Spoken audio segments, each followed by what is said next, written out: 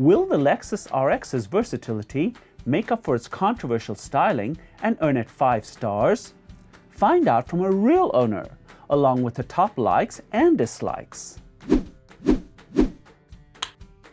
I love that it's an SUV, but it's not. I'm coming from a more compact SUV to this one, and it's not so huge that I can't drive around the city, but I can fit 2 dogs, 2 kids, and a guy that's 6'2", all in the car, and we're comfortable. That's exactly what this car was designed to do, be a family hauler. The first generation of this luxury midsize crossover was introduced in 1998, and this, the 4th generation, came out in 2015. It's priced aggressively against its Japanese and American competition and just below its European rivals. So here's what you get for that kind of money. Let's start with the interior, which is a real standout. The red leather bolstered seats and trim make for a stunning look.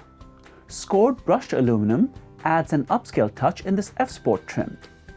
The second row not only gets its own climate control, but also gets reclining seats. There is the longer 350L and 450HL versions, which have a third row. Heated and ventilated seats are available, but the placement of those buttons in the front of the gear shifter makes them a little hard to get to.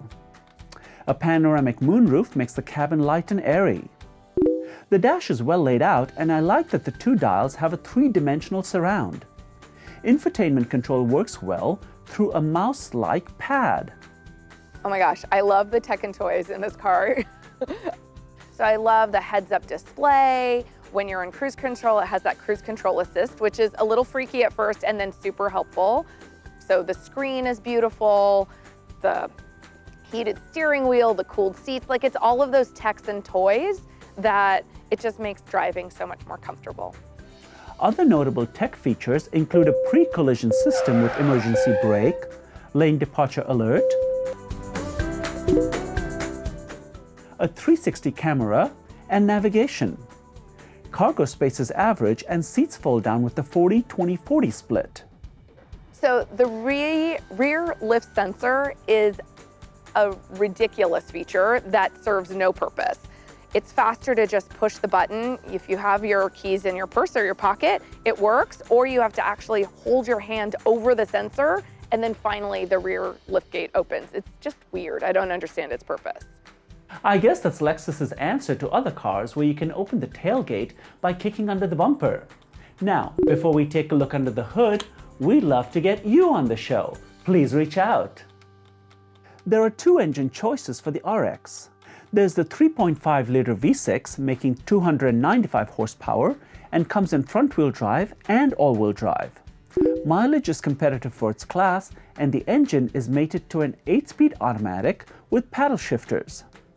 Then there's the hybrid delivering 308 horsepower and improved mileage.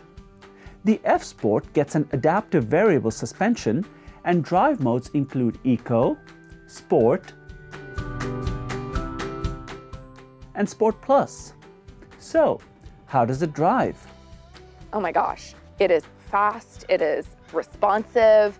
I love driving that car. It's a little higher than what I was driving before, so I feel more in control and I can see things well. It's just a comfy car to drive, great for road trips.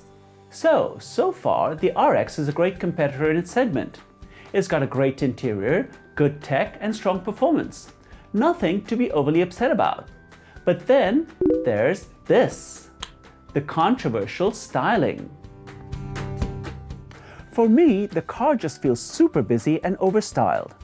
There's the huge spindle-like grille, sharp pointy angles throughout, a flying roof, and awkward proportions.